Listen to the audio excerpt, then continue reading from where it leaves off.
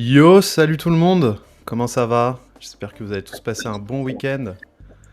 Aujourd'hui, je ne suis pas seul, je suis avec Maël, comme annoncé sur Hello. le Slack. Vas-y Maël, si tu veux te présenter vite fait ce que tu vas faire chez WeWeb, Et comme tu le yes, sens en vrai. yes. Non, mais ouais, j'ai rejoint Web du coup la semaine dernière.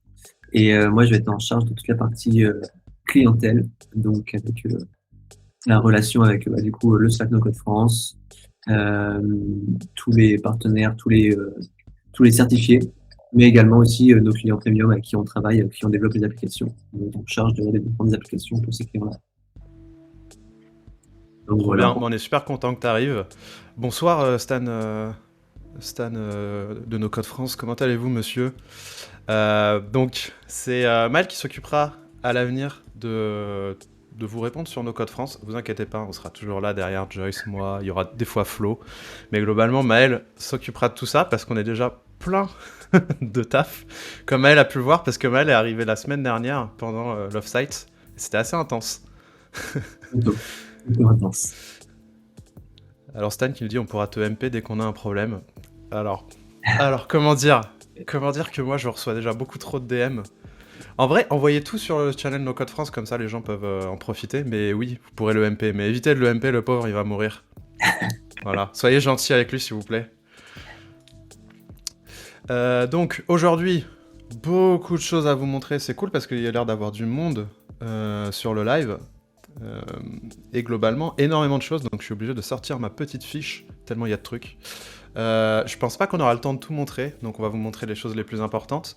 Mais globalement, nouveau plugin Supabase en source de données. Donc pour ceux qui connaissent pas Supabase, pardon.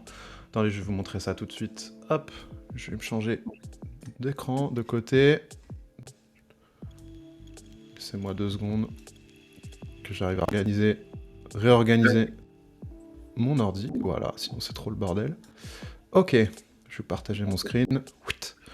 Alors, Supabase, c'est ça. Je sais que Thomas Bull a fait pas mal de tweets récemment parce qu'il l'utilise. C'est un peu un concurrent à Xano indirectement. C'est plus une espèce de version open source de Firebase. Et en gros, ça vous permet d'avoir des bases de données en no-code slash low-code. Euh, et accessoirement de gérer l'authentification. Donc on va rajouter l'authentification bientôt, mais pour l'instant on gère la base de données. Et c'est très cool parce que vous pouvez vous faire un mini Amazon Web Service ou un mini Firebase en open source. Et globalement, on l'a en source de données. Qu'est-ce qu'on a d'autre On a le plugin Stripe, Checkout et le Client Portal. Donc, qui ne connaît pas Stripe? On va aller voir Stripe quand même. Pour ceux qui ne connaîtraient pas Stripe, c'est carrément la plateforme la plus connue du monde, je pense, pour gérer les paiements. Euh, donc globalement, vous aurez accès à Stripe, et ce qu'on a fait pour l'instant, c'est que vous aurez accès au Stripe Checkout depuis une appli web, donc vous pourrez montrer la page de paiement de Stripe, et vous avez aussi accès au Customer Portal, donc qui permet aux utilisateurs de gérer leurs abonnements euh, sur la page directement de Stripe. Et ensuite, on a plein d'autres trucs que je vais vous montrer directement, je pense, dans WeWeb. Et on va commencer tout de suite, tant qu'à faire. Alors je vois que mon ordi ramouille un petit peu, j'espère que ça va pas trop être le cas. Mais du coup, on va se lancer alors tout de suite sur une nouveauté que je vais vous montrer sur les docs de WeWeb, c'est que maintenant les applications générées par WeWeb sont des single page apps. Qu'est-ce que ça change concrètement pour vous? C'est qu'en fait, ça se comporte un peu à la manière d'une vraie app web, dans le sens où il y a plusieurs pages qui sont créées, mais ce qui se passe vraiment, c'est qu'il y a une seule page, et qu'en fait le navigateur va changer juste certains composants quand on change de page.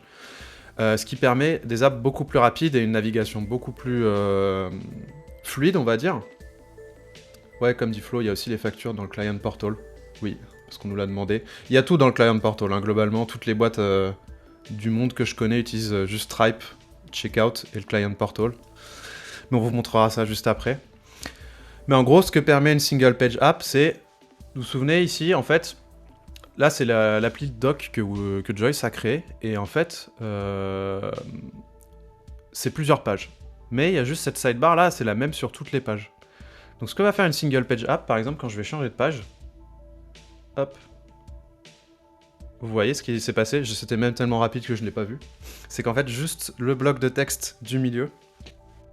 Attendez, je vais juste prendre mon outil pour vous montrer mon curseur, j'oublie tout le temps de le prendre, comme ça vous comprendrez mieux. Où est-ce qu'il est... Où est-ce que je l'ai mis? Ah là. Hop. Donc ce contenu-là change, mais la sidebar ici ne change pas. Regardez, si je fais roadmap and request, boum, il y a juste la page qui a changé. Hop. Et vous voyez, c'est beaucoup plus rapide à charger. Donc ça, comment on le fait dans WeWeb? Si vous avez déjà utilisé les sections liées, vous n'allez pas être dépaysé, parce que tout simplement, toute section liée qui sera présente sur plusieurs pages ne va pas être re-rendue dans le navigateur à chaque fois que vous changez de page. Salut Thomas, comment ça va? On parlait de Supabase juste avant que tu arrives, ça va t'intéresser? Même si je sais que tu as déjà tout implémenté avec REST API, il y a un plugin qui devrait t'intéresser. Alors, c'est un peu long. Forcément, je crois que c'est mon ordi qui galère. Pile le jour du live, il allait très bien la semaine dernière. Voilà. Donc en gros, vous voyez là, cette partie-là, la sidebar, c'est une section liée qui est la même sur toutes les pages. Et comment on crée une section liée? En fait, ici, pardon, dans le menu Add, vous avez un Duplicate Section. Et en fait, là, vous pouvez récupérer des sections d'autres pages. Et quand vous récupérez une section, par exemple, si je prends notification, je la drag and drop, vous pouvez choisir soit d'en créer une copie, ce qui va faire une copie totalement différente, soit de créer une instance, ce qui en fait va faire que vous réutilisez la même section, le même composant sur toutes vos pages. Et si vous le mettez à jour sur une page, il va se mettre à jour sur l'autre. Et en fait, dans les single page apps, ce qui va se passer, c'est qu'il ne sera pas recréé à chaque fois que l'utilisateur change de page. Donc il ne va pas être re-rendu. Donc très pratique pour les barres de navigation, les footers, les sidebars, ce genre de choses. Alors, donc voilà, ça, globalement, ça va assez vite à faire. Alors, je vais enlever ce que j'ai fait parce que ça ne sert à rien. Hop là. Qu'est-ce que nous dit Thomas? Ouais, j'ai vu ça ce week-end, mais j'ai pas encore beaucoup creusé. J'en ai juste profité pour mettre en place un update super facilement plutôt que de configurer moi-même l'appel REST. Bah ça, c'est cool. Donc t'as déjà fait joujou avec le plugin. Nice. Donc voilà, en gros, pour les single page apps. Maintenant, je vais passer sur un autre truc. Je pense qu'un truc qui est très attendu, c'est le plugin Stripe. Donc je vais vous montrer ça vite fait. Vous pourrez faire joujou avec. Pourquoi je voulais vous montrer ça assez rapidement? C'est parce qu'en fait, j'ai besoin d'avoir des clés d'API et je vais pas vous montrer les clés d'API du Stripe de WeWeb, parce que j'ai pas envie que vous alliez changer des choses dans notre Stripe. Alors, comment ça se passe? Typiquement dans les plugins, déjà, nouvelle data source, vous voyez, il y a Supabase, je vais vous le montrer juste après. Mais dans les extensions, maintenant, vous avez Segment pour le tracking, mais surtout Stripe pour le paiement. D'ailleurs, il faudra qu'on rajoute une petite documentation, mais ça va venir. Et en fait, ce qui se passe, c'est que vous mettez votre clé publique normale, votre clé privée, et ainsi que la clé test. Parce qu'en fait, ce qu'on va faire, c'est qu'on va utiliser votre compte de test quand vous êtes dans l'éditeur, parce que Stripe, ce qui se passe, c'est que vous avez un compte live et un compte test. Parce que c'est toujours mieux de faire joujou avec des faux paiements et des fausses cartes bleues quand on est en développement, plutôt que de faire payer... d'utiliser sa carte bleue. Donc ce qu'on fait, c'est que normalement dans l'éditeur, on utilise vos clés de test, pardon. Et ce que vous pouvez faire, hop, je vais enlever ce graphe, c'est que là, ce que j'ai fait, c'est que j'ai droppé un bouton, mais ça peut être n'importe quoi, et dessus, j'ai mis un workflow, on-click, qui va utiliser... Attendez, je vais vous montrer, je vais même le supprimer. En fait, dans les workflows, vous voyez que maintenant, d'ailleurs, on les trie mieux, vous avez ces deux workflows qui sont apparus. Je vais zoomer un petit peu, tiens. Donc vous avez le checkout et le customer portal. Et du coup, qui deviennent des actions disponibles dans vos workflows. Donc vous pouvez trier quand vous voulez. Donc ça peut être sur un bouton, ça peut être sur une page, ça peut être... Vraiment, vous choisissez. Et en fait, là, ce qu'on a fait, c'est qu'on a mappé toutes les options du composant checkout de Stripe que vous pouvez bien sûr binder à une source de données externe. Donc typiquement, vous pouvez choisir d'avoir soit un paiement, soit une subscription. Donc ça, c'est pour les outils SaaS, par exemple. Là, vous pouvez choisir les modes de paiement. Donc par défaut, on met les cartes de crédit. Vous en avez beaucoup. Et évitez de tous les sectionner parce que sinon, votre composant, il va exploser. Hein. Même Stripe recommande de ne pas le faire. On voit pas les options que tu montes du coup. Ah oui, il y a nos têtes dessus. Bah attends, je vais me foutre de côté. Voilà. Yes. Là, normalement, c'est mieux. Donc là, il y a toutes les options. Mais ça, globalement, allez voir la docstripe. Elles sont dedans. De toute façon, pour implémenter ce composant, on recommande d'aller voir la docstripe parce que c'est juste les options du composant stripe checkout qu'on vous a mis dans une action. Là, vous avez la page de succès ou la page de cancel. Donc en fait, c'est la page sur laquelle l'utilisateur va revenir une fois qu'il aura réussi son paiement ou s'il annule son paiement. Donc ça, vous pouvez choisir une page de votre app. On le gère pour vous. Et ça, surtout, ce qu'on gère, c'est que ça marchera dans l'éditeur, mais ça marchera aussi sur le site publié. D'où l'intérêt de l'avoir ici. Là, les prix, vous pouvez ajouter plein d'items. C'est des produits que vous voulez que vous laissez l'utilisateur acheter. Donc soit vous pouvez les binder, soit vous pouvez les entrer en dur. Et ce qu'il faut faire, normalement, c'est qu'il faut mettre une quantité. Et il faut aller chercher l'ID d'un prix qui existe dans votre compte Stripe. Donc ce que je vais faire vite fait, c'est que je vais enlever mon écran, ouvrir notre compte Stripe et aller chercher un ID. Parce que ça, c'est des produits que vous avez créés dans votre compte Stripe auparavant. Et en fait, vous avez à dire au Stripe Checkout, l'utilisateur peut acheter ce produit dans mon Stripe. Donc là, je vous cache juste notre Stripe. Bon, je me ferai en graphe si vous voyez le MRR qu'on fait, je pense. Et accessoirement, j'ai pas envie de vous montrer qui sont tous nos clients. Pour l'instant.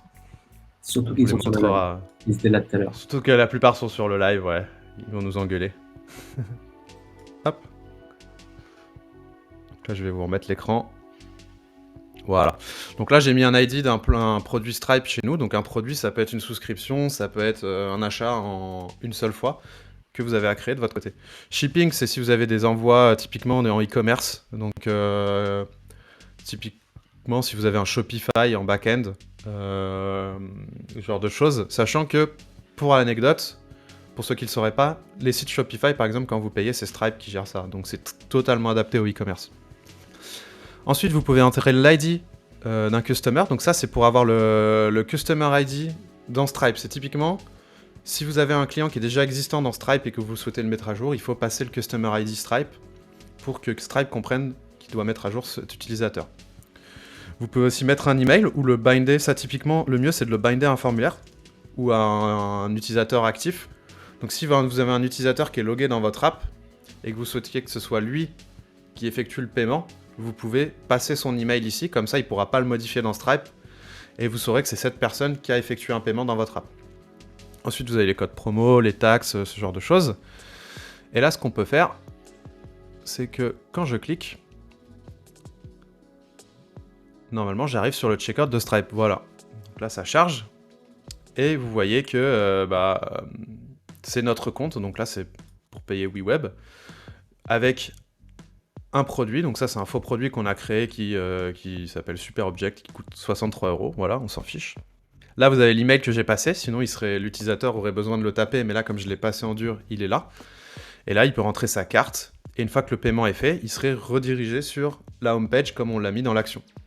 Sachant que, attention, si l'utilisateur effectue le paiement, WeWeb ne sait pas que le paiement a été effectué. Ça, typiquement, vous avez des hooks à créer côté Stripe, donc ça, tout est expliqué dans leur doc, pour mettre à jour votre back-end, pour que votre application soit au courant que l'utilisateur est en train de payer. Donc ça, c'est des choses à faire côté Stripe et normalement à envoyer à votre back-end, parce que c'est de la donnée qui doit persister. Donc c'est pas à WeWeb de gérer ça. Donc ça, je vous invite à lire la doc de Stripe, elle est hyper... franchement, leur doc, elle est monstrueuse, elle est trop bien. Et vous avez juste, quand il y a un paiement, à créer un hook qui dit « Attention, ma base de données, je la mets à jour parce que cette personne est en train de payer. » Pareil s'il arrête de payer. Donc là, vous voyez que si j'annule le paiement, je retourne sur ma homepage parce qu'on l'a configuré dans l'action. Et ce que je peux faire, c'est, au lieu de gérer le checkout, je peux mettre le Customer Portal. Voilà, donc ça sert à gérer les paiements en cours d'un utilisateur pour tout simplement qu'il puisse mettre à jour son plan. Donc ça, en gros, il faut passer un Customer ID, il faut passer une page si l'utilisateur annule. Et typiquement, c'est le genre de page que vous verrez, par exemple, quand vous voulez changer votre plan dans WeWeb. Globalement, tous les outils SaaS utilisent ça. Je vais essayer de vous montrer un exemple avec un ID. Attendez, je vais chercher un Customer ID. Alors, Customer. Marc, est-ce qu'il paye quelque chose? Oui, je pense. Donc, je vais prendre le faux compte de notre CTO pour vous montrer ça. Voilà. Et là, Cancel Page, je vais revenir sur la Home. Et là, si je fais Test Action, vous voyez, quand je teste, ça marche aussi dans l'app. Donc là, vous pouvez voir que Marc, parce que j'ai passé son ID, donc là, ce serait, par exemple, typiquement, vous passez l'ID Stripe de l'utilisateur qui est connecté dans votre app. Il peut mettre à jour ses informations, il a ses invoices, donc ses factures, et il voit sur quel plan il est, sachant que là, si vous activez l'option dans le portal, ça c'est un truc pareil à activer côté Stripe, vous pouvez aussi changer de plan. Si par exemple vous créez une SaaS et que vous avez plusieurs pricing, vous pourriez totalement changer de plan. Et auquel cas, pareil, il faut créer un hook côté Stripe qui dit à votre backend, attention, il a changé de plan. Donc par exemple, donne-lui accès à plus de features. Par exemple. Mais du coup, vous avez accès à ça. Sachant que là, on a customisé, par exemple, la couleur. Le checkout Stripe, vous pouvez customiser votre logo, la couleur, globalement, c'est assez customisable. Et ce qu'on n'a pas encore mis en place, mais qui va arriver dans les semaines à venir, c'est les éléments Stripe, qui sont vraiment là des éléments plus du UI, que vous pourrez utiliser dans votre app, pour permettre aux gens de payer, tout en ayant une expérience un peu plus... native dans votre app, parce que là, tout simplement, vous allez utiliser des composants pour que l'utilisateur puisse rentrer sa carte bleue, mais il n'ira jamais sur Stripe, parce que là, c'est une page Stripe. Alors que les éléments de Stripe UI, il pourrait rentrer sa carte dans votre app, il restera dans votre app, et jamais l'utilisateur ne verra Stripe et ne passera par une page Stripe. Donc c'est mieux pour avoir une expérience native. Globalement, si vous créez une application SaaS avec un public plutôt technique, tout le monde est habitué à avoir des paiements Stripe, donc sur la page Stripe, donc vous prenez pas la tête, mettez Stripe Checkout. Donc voilà en gros pour Stripe. Qu'est-ce que je peux montrer ensuite? Est-ce que je vais pas trop vite déjà? Est-ce que c'est clair pour tout le monde? Il y a des petits commentaires. Non, pour l'instant ça a l'air d'aller. Donc je vois que Thomas... Ouais, pardon, vas-y Maël. Non, n'hésitez pas si vous avez des questions à poser et tout. Ouais, de ouf, n'hésitez pas. Je vais un peu vite parce qu'on a beaucoup de choses à montrer et je pense qu'on fera d'autres lives où on créera des applications de A à Z et on vous montrera ces plugins en action. Là, c'est plus en mode démo. Parce qu'il faut que je vous montre à la fin aussi les nouveaux templates qui vont arriver. Là, je vous ferai un peu de teasing et typiquement, on pourra peut-être en construire, reconstruire certains ensemble. Alors, Thomas dit que ça a l'air top. Stylé. Bah, je suis content si t'es content, Thomas. Je pense qu'il va faire joujou. Est-ce que tu vas mettre un paiement Stripe sur Imagination? Est-ce qu'on va pouvoir acheter des templates? Ça, c'est la question. En attendant, je vais vous montrer le plugin Supabase. Vite fait, hop, data source. Hop, donc je vais activer Supabase. Et Supabase, comment ça se passe? Il faut avoir un projet et une clé API. Donc ce que je vais faire, je vais aller... Hop là, vous avez vu Stripe une demi-seconde, c'est pas grave, c'était un compte test. Il y a Flo qui va aller sur Supabase. Pour trouver des variables et des workflows. Ouais, bah je le montrerai après Supabase, si ça te dérange pas. Yes. C'est dans mon plan, Flo, mais attends, parce qu'il y a beaucoup de choses là. C'est bien parce que j'avais fait une database, mais je crois que je l'ai supprimée pendant l'offsite et j'ai oublié de la recréer. Donc Supabase, ça fonctionne comme ça, vous pouvez créer une table. Je vais l'appeler Toto, c'est pas grave. Et vous pouvez créer des champs dedans. Donc typiquement, il vous crée un ID, create at. Par exemple, si je mets texte, ce sera un champ texte. Voilà. Et colonne, title, ce serait un champ texte aussi. Alors vous voyez que c'est très proche de Postgres parce que là on a des champs qui sont beaucoup plus techniques. Mais ce qui est cool, c'est que vous avez accès à la base de données Postgres et vous pouvez envoyer du SQL dedans et vous pouvez même le faire sur votre propre base de données. Donc typiquement pour des gens qui ont déjà des bases, c'est trop cool. Et accessoirement, comme c'est open source, vous pouvez héberger vous-même. Donc si vous avez des besoins de RGPD, vous pouvez directement utiliser Supabase. Donc là, je vais zoomer un peu, je vais insérer une ligne. L'ID, on s'en fiche. Texte. Bonjour, je suis un texte. Supabase. Premier record. Je vais en rajouter un deuxième. Hello, I love French fries. Hop là. J'écris n'importe quoi.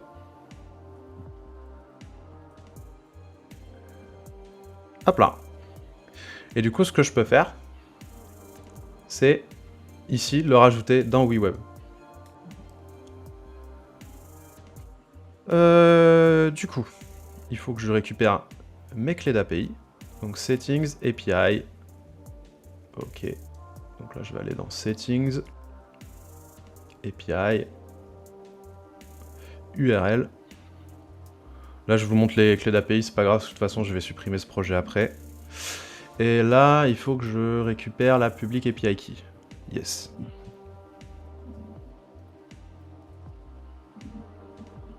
Donc là, il me demande quelle base je veux utiliser, parce qu'apparemment, j'ai 2 bases. Ouais, bah voilà, c'est... J'avais complètement oublié que j'avais déjà créé une autre base. Ah bah oui, on avait créé une... J'avais créé une base de QA pour utiliser sur le Kanban que je vais vous montrer après. Donc là, je vais activer mes 2 bases. Et je vais créer une collection.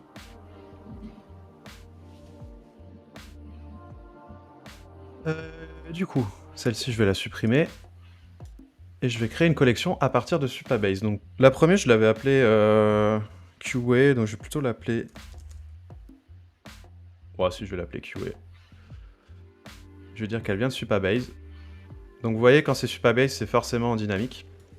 Parce que, en plus, Supabase est tellement rapide que de toute façon... vaut mieux faire ça. Parce que ce qui est cool avec Supabase, c'est que vous pouvez... En fait, les bases de données, ça a beau être du Postgres, c'est en temps réel. Vous pouvez totalement créer des chats, par exemple, avec Supabase, c'est ce qui est hyper puissant. Parce que les mises à jour se font hyper rapidement. Je sais pas comment ils font ça, mais c'est assez impressionnant. Et là, vous pouvez choisir les champs que vous souhaitez. Donc soit tous les avoir, soit aller en avancée et utiliser leur espèce de... Ils ont une notation un peu en qui ressemble à du GraphQL, Supabase, que vous pouvez utiliser. Mais là, ce qu'on va mettre, c'est qu'on va sélectionner tous les champs.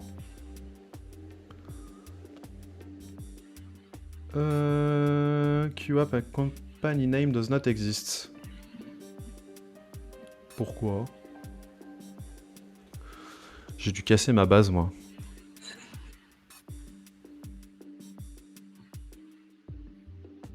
Alors, pourquoi c'est cassé? Je vais voir pourquoi il veut pas ma company name. Bon, je regarderai après. Mais globalement, je dois avoir cassé un truc dans ma base, c'est pas grave. Il y a Flo qui dit que tu dois activer le real time pour que ce soit en instantané. Sans refresh de la collection ou de la page. Ouais, donc ça, c'est Ok. le real time dans la base de données, si je me souviens bien. Tu peux le désactiver si tu as envie de le laisser. Ouais, parce que ça peut être assez dangereux aussi de le laisser. Parce que c'est vraiment... Ouais. Dès que tu fais un edit, c'est live. Donc ça peut être très dangereux, faut faire attention. Mais c'est très puissant pour faire genre du chat. Je sais plus où je l'ai mis. Je regarderai. On fera un... De toute façon, globalement, je vais très vite. On fera un tuto Supabase, vous inquiétez pas. Parce que globalement, on kiffe au sein de WeWeb. Et c'est vrai que moi, j'ai commencé à faire joujou avec et je commence à préférer même à Xano, mais parce que j'ai un profil plus technique. Et je pense que... y a un choix qui doit être fait. Hein. Xano, c'est plus simple pour la mise en place. Supabase, c'est plus technique, mais c'est quand même assez cool d'avoir cette espèce d'interface low-code où on peut changer sa base. Il y a une question de Thomas qui demande si on crée et qu'on affiche une collection sur la base, les données se mettent à jour en temps réel aussi. Je crois que tu dois mettre un fetch. Il y a Flo dans le chat, donc il va te répondre. Mais il me semble que tu dois mettre un fetch. Alors qu'est-ce qu'il me dit, Flo? Database Replication? C'est où ça? Ah là. Replication. Supabase real time. Et tu sélectionnes les tables à mettre en real time. Ah, nice. Donc là, je peux mettre QA en real time. Et Toto. Stylé. Donc voilà, maintenant mes bases de données se mettent à jour en instantané. Donc là, vous voyez que j'ai bien mes records. Et du coup, de la manière classique, je peux les utiliser dans mon app. Donc là, si je viens ce bouton, je vais mettre, hop, template, je vais prendre blank. Je vais prendre une collection list. Hop, je le bind. Flo dit qu'il faut le faire aussi dans la config du plugin côté web. Comme ça active les WebSockets. Bah, on va regarder ça juste après. Donc là, je fais mes bindings. Donc là, vous voyez, j'ai mes bindings Supabase. Et ensuite, dans la plugin du config, qu'est-ce que nous dit Flo?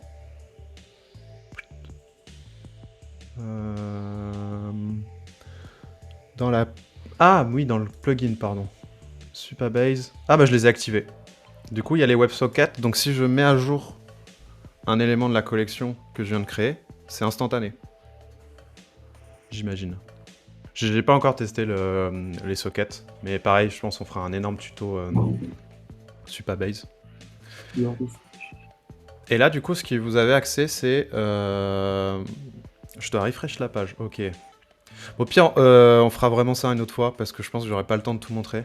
Je veux juste vous montrer le fait qu'il y a Supabase. Après, faire joujou avec Supabase, on se fera un live juste pour ça. Parce que j'ai encore 15 000 trucs. Ouais, on a des conditions à la requête Supabase. Comment on ajoute des conditions à la requête Supabase? C'est une bonne question. Je pense que dans Advanced, tu peux le faire. Je vais laisser Flo te répondre. J'ai pas encore fait. Mais je pense que tu peux le faire dans Advanced. Ensuite, workflow. Je voulais juste vous montrer ça. Vous avez des nouveaux workflows. Typiquement, select, insert, update, upsert et delete pour mettre à jour votre base de données. Donc ça, c'est la même manière que Xano ou Airtable. On vous a mis des workflows pour mettre à jour. Donc typiquement, et ce qui est cool, c'est que vous avez l'upsert qu'il n'y a pas dans Xano et Airtable. Et franchement, moi, ça me manque de ouf. Upsert, pour ceux qui connaissent pas, c'est mets à jour le champ s'il existe, enfin le record. S'il n'existe pas, crée-le. Ça, c'est trop bien. C'est hyper utile. Donc par exemple, si je fais un update, je sélectionne ma table, je dis que c'est QA. Et je n'ai pas mis de primary key. Bon, ça m'apprendra. Comment je fais? Peut-être parce que dans ma base, je n'ai pas mis de primary key. Si?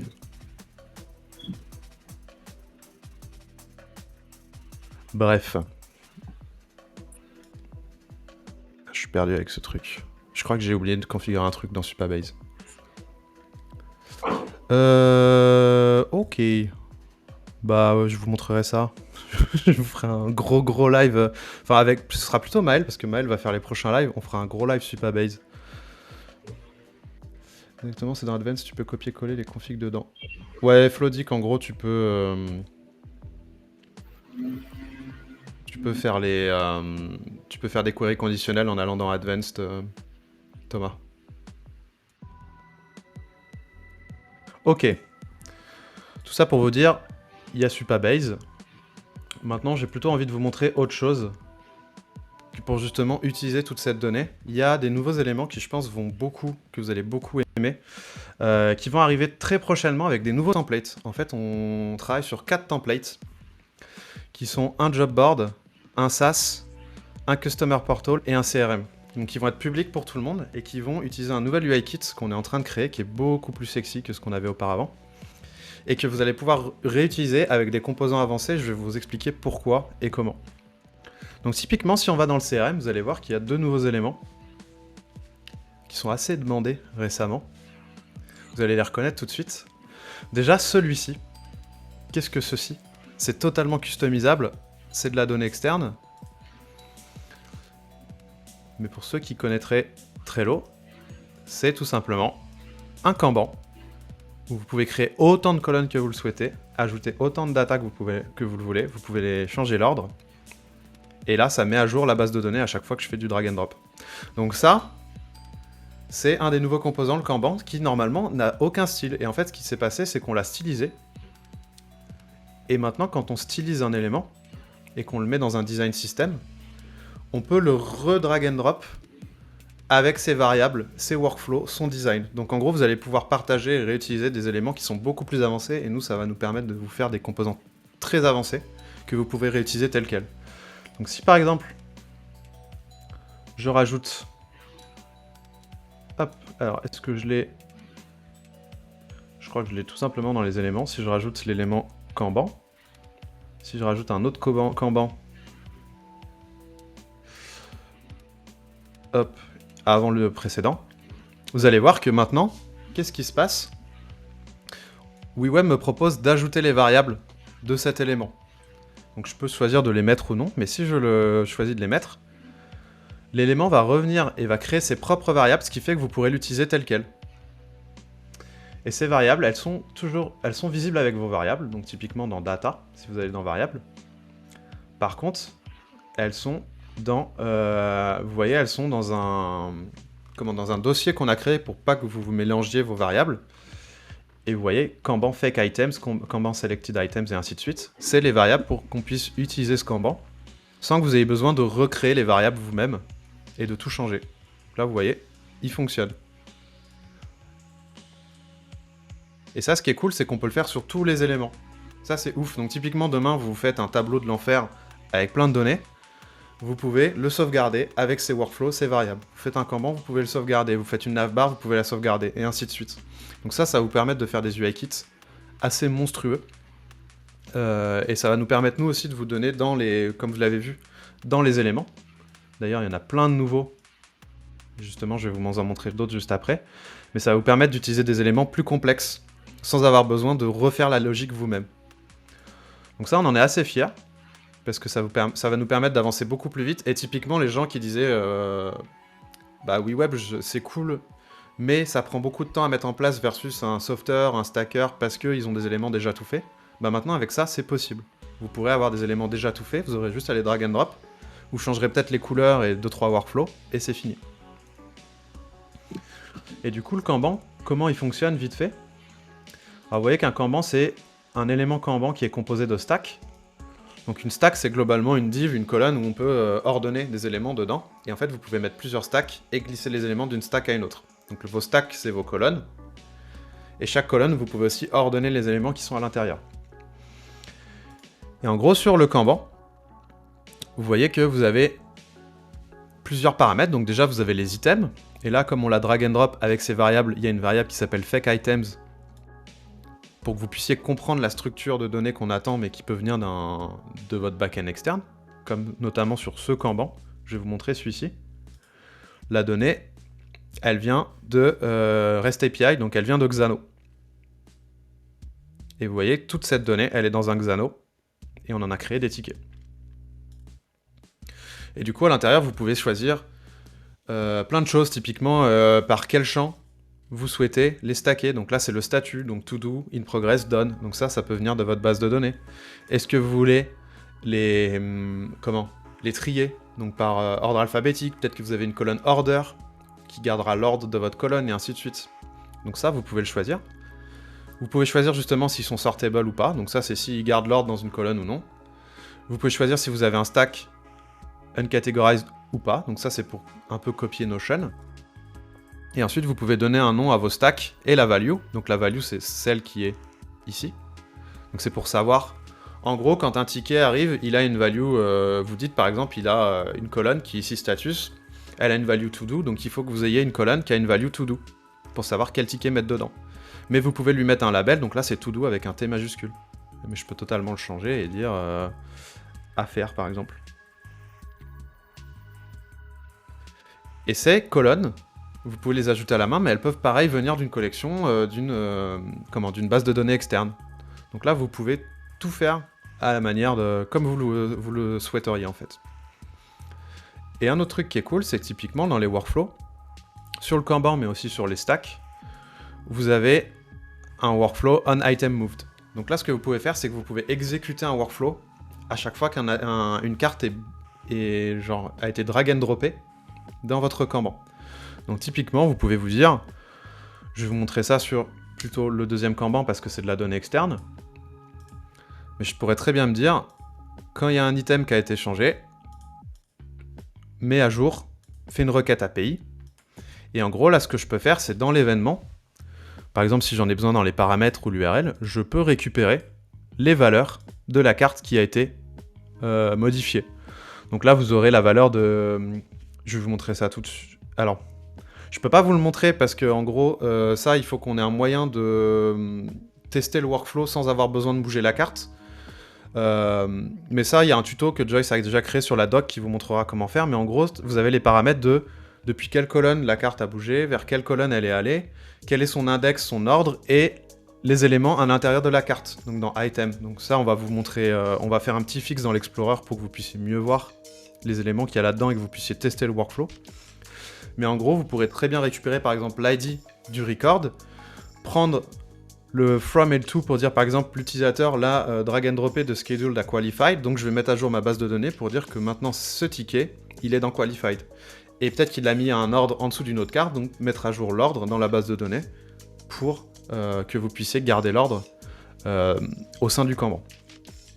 Voilà, donc c'est des choses qui sont totalement faisables.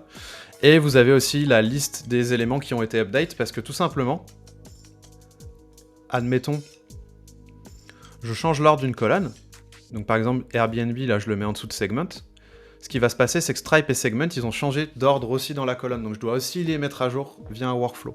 Donc ça, vous pourrez très bien faire un itérator qui va boucler sur ces éléments et dire je mets à jour leur ordre. Et comme ça, vous changez l'ordre de toute la colonne. Donc voilà en gros pour le Kanban. Ce qui me permet de vous passer à la suite, qui est un nouvel élément aussi qui est très cool, c'est les data grids. Alors vous vous souvenez avant ce qu'on faisait quand il y avait beaucoup de données, on créait des tableaux nous-mêmes. C'est peut-être Contact que sur lesquels j'ai envie d'aller. Ouais, c'est Contact plutôt. C'est Contact, ouais. Voilà, donc ce nouvel élément qui est dispo aussi dans le Add menu, ici, Data Grid. En fait, c'est une espèce de tableau qui va afficher de la donnée, mais qui va le faire de manière intelligente. Parce que ce qui est possible de faire, c'est typiquement, vous pouvez sélectionner plusieurs lignes. Vous pourrez trier les lignes, là on est en train de rajouter des options. Je pense même que c'est déjà faisable, je vais regarder dans les... Je me souviens même plus des paramètres tellement il y en a. Mais ce composant est trop bien. C'est que vous pouvez choisir que les lignes de les mettre en croissant, décroissant par exemple, enfin les colonnes pardon.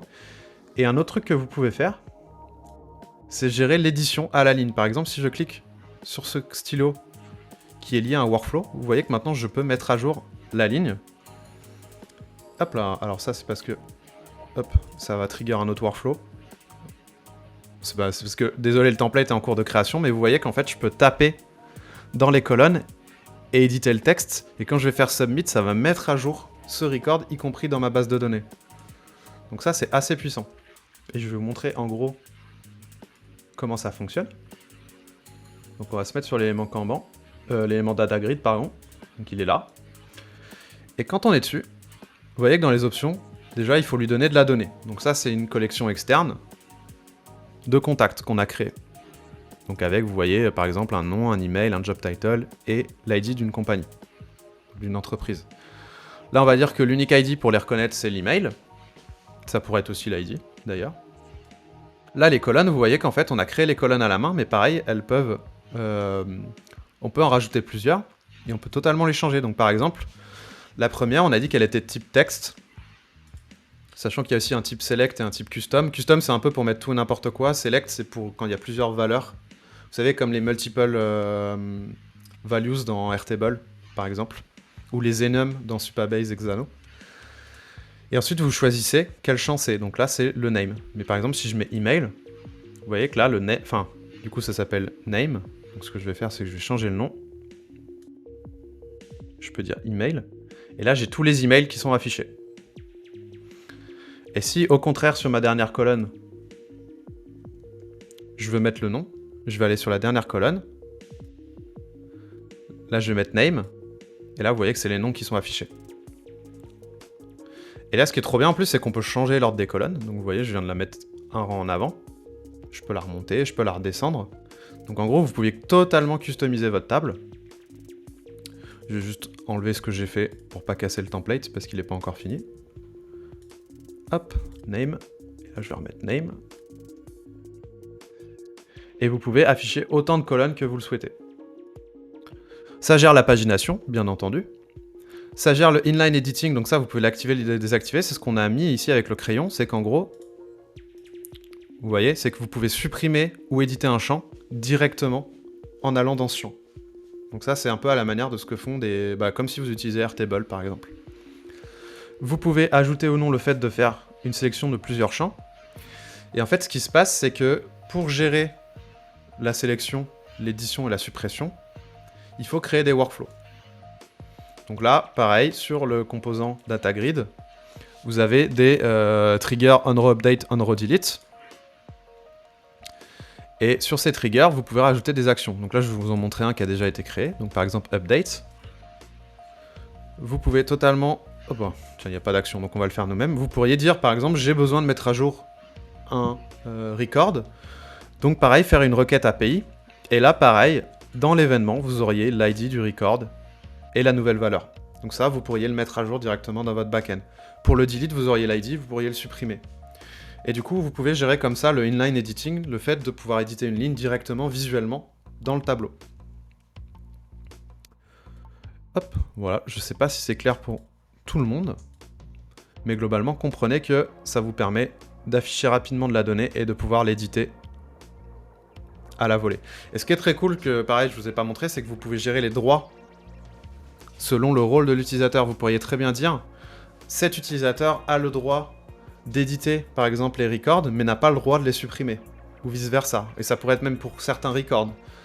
Et du coup, ça vous permet de faire des dashboards d'admin qui sont vraiment spécifiques selon le type d'utilisateur que vous avez. Donc voilà, globalement, ce qui vous permet de créer des CRM quand on est en train de le faire. Donc là, ça va être un template de CRM que vous allez pouvoir utiliser, où dedans, il y a un Kanban et il y a des data grids.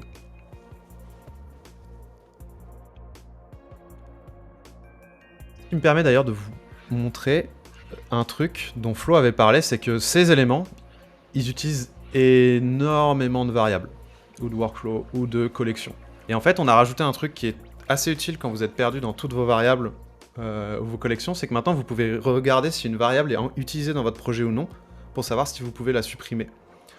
Donc ça, pour le faire, typiquement, vous allez dans les variables, Kanban Fac Items, et vous voyez en bas, il y a un Find Variable. Et là, vous voyez qu'elle est utilisée nulle part, parce que je viens de supprimer mon Kanban. Donc je peux la supprimer. Donc là, je vais pouvoir le faire sur... Vous voyez, celle-ci, elle n'est pas utilisée. Je vais la supprimer. Celle-là, hop, je vais vérifier, mais pareil. Donc ça, c'était les variables de mon Kanban. Celle-ci, elle n'est pas utilisée. Celle-là non plus. C'est bien, il y a plein de variables à cleaner. Par exemple, si je vais dans Deal, et que je prends Selected Deal, vous voyez qu'il est utilisé dans les collections et dans des éléments. Donc il vaut mieux pas le supprimer. Donc là, je peux voir dans quel élément. Donc là, ils n'ont pas de nom, donc le mieux c'est de leur mettre un nom. Et je peux voir dans quelle collection. Et typiquement, si je clique sur la collection, j'arrive à la collection. Et cette collection elle-même, je peux voir si elle est utilisée dans des éléments. Et là, vous allez voir qu'elle est utilisée sur ce bouton. Du coup, ça m'emmène à la page et ça l'a sélectionné. Hop, attendez, je vais vous montrer sur une autre page, ce sera peut-être plus visible. Si par exemple, je prends Deal et que je prends élément. Voilà, donc là ça me fait changer de page parce qu'en fait c'est utilisé sur la page contact et ça a sélectionné l'élément où la variable est utilisée. Alors il est où? Il est en bas je crois. J'ai tellement d'éléments. On dirait que ça me l'a pas sélectionné, ça a sélectionné la page. Ou alors j'ai dû resélectionner quelque chose juste après. Mais en gros ça vous permet de savoir si vos collections et vos variables sont utiles et si vous pouvez les supprimer sans casser votre projet. Salut Xavier, comment ça va? Eh ben écoute, si comme t'es arrivé en retard, je te laisserai regarder le replay, parce qu'il y a beaucoup de choses. Mais comme je disais, on va probablement faire des lives sur chaque élément, tellement il y a de choses à montrer, et là je survole très rapidement tout. Mais on fera d'autres lives, t'inquiète pas. Mais écoute, ça va. On revient d'une grosse semaine de taf, mais ça va. Qu'est-ce que je peux vous montrer avant de finir? Je peux vous montrer justement les options de... Hop là, de fetch de collection. Alors, souvenez-vous, dans Ça, on nous l'a demandé. En fait, il y a un truc, c'est que dans certains projets, il y a des gens qui créent beaucoup de collections. Et en fait, à chaque page, elles sont chargées, elles étaient chargées, et ça faisait ralentir votre projet énormément. Maintenant, ce qu'on va faire, c'est qu'on va regarder quelles collections sont utiles sur la page sur laquelle vous êtes, et on va charger que celles-ci. Et vous avez même une option dans vos collections dans Advanced pour désactiver le fetch automatique d'une collection. Donc si on fait ça, elle sera jamais fetch, et ce sera à vous de créer des workflows pour fetcher et récupérer cette collection. Donc là, c'est très utile quand vous avez plus d'une quinzaine de collections, parce que si vous les chargez toutes, vous risquez de ralentir énormément votre back-end, de ralentir votre app. Mais par défaut, sachez que de toute façon, on regarde si elles sont utilisées et elles seront chargées que sur les où elles sont utiles. Un autre truc qu'on a mis... Alors attendez, je vais changer de projet parce que mon ordi est en train de casser. J'aurai définitivement pas le temps parce qu'il reste que 10 minutes. Et j'ai encore 150 choses à vous montrer. C'est infernal cette mise en prod. Dans le bon sens, mais j'ai trop de trucs. Dernier truc. On va retourner dans test. L'élément nombre. D'ailleurs, je crois que l'élément date est sorti aussi. Je vais vous montrer ces deux-là. Alors, je vais virer ça. Hop. Maintenant, il y a un nouvel élément. Ouais, L'élément Joyce, c'est la barbe. Voilà, changé aussi. Xavier qui demande Pardon Xavier qui demande si Joyce s'est laissé pousser la barbe. Bah, Joyce ne viendra plus trop live en français. Joyce va s'occuper de l'acquisition. Et a fait un live WeWeb. tous les vendredis également. Et elle fait un live en anglais tous les vendredis. Et c'est Maël qui va s'occuper des lives. Là, je fais la démo parce que Maël est arrivé la semaine dernière. Il avait déjà beaucoup de choses à gérer. Mais ce qui va se passer, c'est qu'on les fera à deux. Mais ce sera probablement Maël qui préparera et qui vous montrera son écran à terme. Alors, tiens, je vais mettre ça au milieu. Je vais mettre ça en très grand pour que vous puissiez voir. Bam. Voilà, un énorme chiffre. Et en gros, ça, c'est un composant number. Qu'est-ce que peut faire ce composant ? Bah déjà, il peut prendre une valeur qui, la plupart du temps, viendra d'une base de données externe, parce que vous pouvez la binder. Mais par exemple, ce qui est très pratique, c'est que vous pouvez dire « J'ai envie d'afficher un nombre selon... Attends, je vais juste mettre ça un peu plus grand, parce que... Hop là, voilà. J'ai envie d'afficher un nombre selon la langue de l'utilisateur, ou j'ai envie de forcer une langue. Alors là, on voit pas toutes les langues parce que j'ai zoomé. Je vais... Hop là. Voilà. Et là, par exemple, je peux mettre en français. Et quel cas, vous voyez que maintenant, il y a un espace et une virgule. Si je le mets en américain, il y a beaucoup trop de langues dans ce truc. Voilà, United States. Vous voyez qu'il y a la virgule pour le millier et le point pour la virgule. Et ce qui est trop cool, c'est que vous pouvez dire, par exemple, c'est un décimal, c'est un pourcentage, c'est une unité. Et ensuite, vous pouvez dire, par exemple, c'est du Celsius. Voilà, vous voyez, on a vraiment tout, des gallons, des kilomètres, et ainsi de suite. Vous pouvez dire, c'est une currency, donc ça peut être 1000 $, mais ça peut être aussi des euros. Donc 1000 € affichés au format américain, mais si je vous le mets au format français, voilà, vous voyez, ça a changé. Ouais, Flo, j'ai pas le temps de centrer des sections de manière propre, là. Franchement... le full width, enfin le boxed, ça suffit. De toute façon, c'est juste pour montrer l'élément number. Donc vous pouvez mettre un nombre maximum ou minimum de décimaux. Donc par exemple, je peux en mettre 3, et ainsi de suite. Vous pouvez choisir ou non de mettre le séparateur pour les milliers. Et ça vous permet tout simplement de gérer des nombres. Typiquement, je vais vous remontrer... ce que je vais faire, c'est que je vais probablement refaire le template Prelo en live avec le nouvel UIKit qui est beaucoup plus beau. Et vous vous souvenez, la gestion des prix et des dates, on avait fait ça de manière un peu cradoc. Bah maintenant, en fait, on va utiliser l'élément nombre, on va utiliser l'élément date, et ce sera automatiquement affiché de la meilleure manière pour l'utilisateur selon la langue de son navigateur. Et si je me souviens bien, je crois que je vous avais montré, mais oui, on a un élément date qui fonctionne de la même manière, donc vous pouvez lui mettre une date. Attends, je vais le mettre en très gros aussi. Voilà. Et pareil, vous pouvez choisir de comment l'afficher selon la langue de l'utilisateur. Vous voyez, et vous pouvez même choisir un format custom et lier la date à une base de données externe. Donc voilà, maintenant on peut gérer les prix typiquement, les nombres, les dates, selon la langue de l'utilisateur et la langue de son navigateur même. Donc ça c'est cool. Il nous reste 5 minutes, qu'est-ce que je peux vous montrer? L'update partiel avec Airtable et Zano, non? L'update partiel, ouais. C'est pas Il faut que intéressant j'aille sur également, un je pense, projet Airtable. Ah, Ouais, de ouf. l'école, un peu. Je pourrais aller carrément dans le template Prelo, qui utilise Xano d'ailleurs. Parce que c'est la même chose pour Airtable. Hop, Prelo no code France.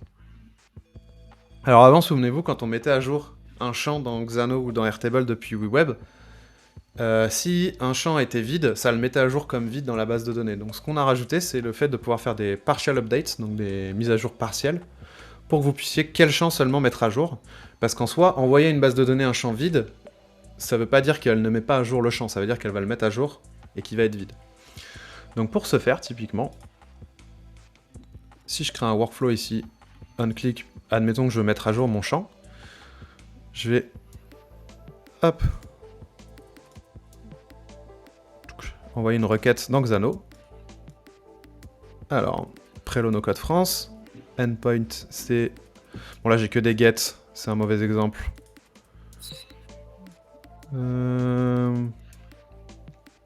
Alors attends, il faut que je rajoute un post, c'est bien, ça m'apprendra. Je vais aller dans mon Xano, je vais rajouter un post.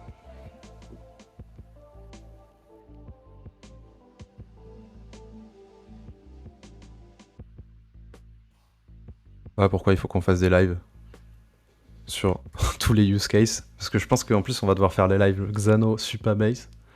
Mais on va bien s'amuser en vrai parce que les deux outils sont trop cool. Mais je pense qu'on va tout vous remontrer en créant des templates de A à Z. Comme ça, vous comprendrez bien comment ça fonctionne. Alors, Prelo no code France. Sur mes properties, je vais mettre un post.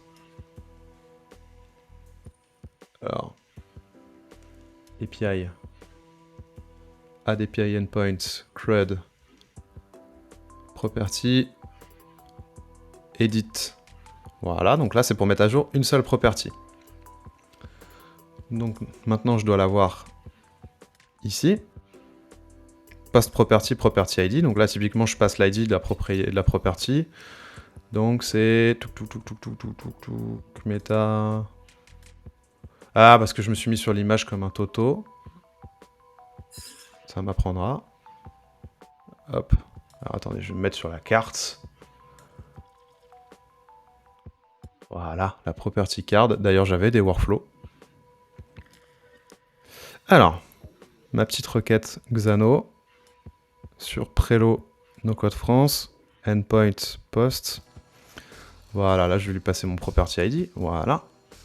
Et là, vous voyez que par défaut, je mets tous les champs. Donc je serai obligé de mettre à jour le created date, le name, la région, le prix, et ainsi de suite. Mais si par exemple j'ai envie de mettre à jour uniquement le nom, je coche que le nom. Je peux le binder, donc je mets le nouveau nom. Et ça ne mettra à jour que le nom. Ça n'enverra pas les autres champs. Donc il n'y a pas de risque que le prix soit supprimé, ou que le texte soit supprimé, ou que l'image soit supprimée. Et typiquement, vous pouvez en mettre plusieurs. On peut mettre le prix par exemple. Et là, le prix, pareil, je pourrais remettre un prix.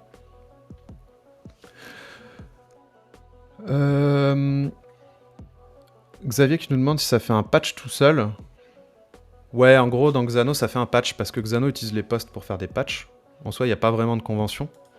Et dans Airtable, oui, ça fait un patch. Mais oui, c'est l'équivalent post du patch, mais du coup, c'est un update partiel. Mais t'as plein d'API comme Xano, mais il y en a plein d'autres qui existent, où en gros, pour mettre à jour, même partiellement, ils utilisent des posts.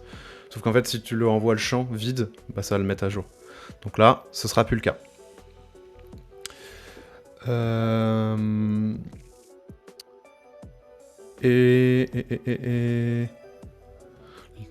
Dernier truc que je pourrais montrer, parce qu'il nous reste 2 minutes, qui pourrait être intéressant pour certains qui ont déjà des grosses applications, que moi je trouve très cool.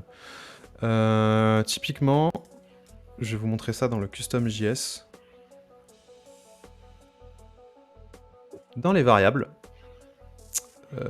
Dans les variables qui sont... Alors, je sais plus où c'est.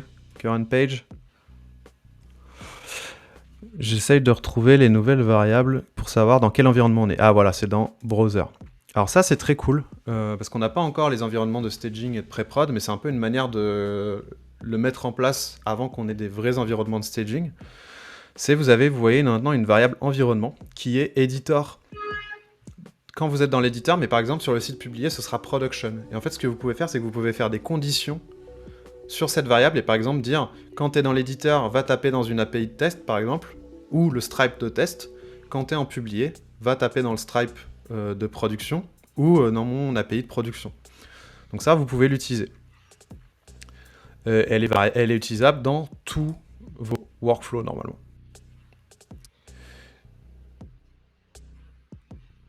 Et voilà, je crois qu'on a fait le tour. Il me manque encore plein de choses, mais il nous reste 1 minute avant d'aller en réu. Donc ça va être compliqué.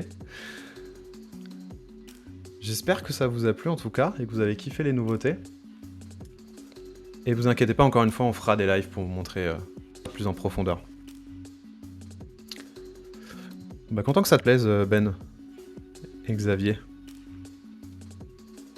Franchement, on a beaucoup travaillé. Enfin, la team a beaucoup travaillé, surtout les devs, hein, en vrai. Donc bravo à eux. Et voilà, n'hésitez pas à faire joujou. Encore une fois, n'hésitez pas à vous abonner sur la chaîne de No Code France sur Twitch, à nous rejoindre sur le Slack de No Code France sur le channel WeWeb, à nous poser des questions sur le Slack si jamais vous êtes bloqué par rapport justement à ces nouveaux composants ou vous avez des suggestions. Et la prochaine fois, normalement, ça devrait être Maël qui vous fera un petit... une petite app de A à Z, non? On verra ça, ouais. On va préparer ça cette semaine. Bah, trop cool. En tout cas, passez une bonne semaine. Ciao tout le monde. Et à la prochaine du coup. Salut tout le monde. Ciao.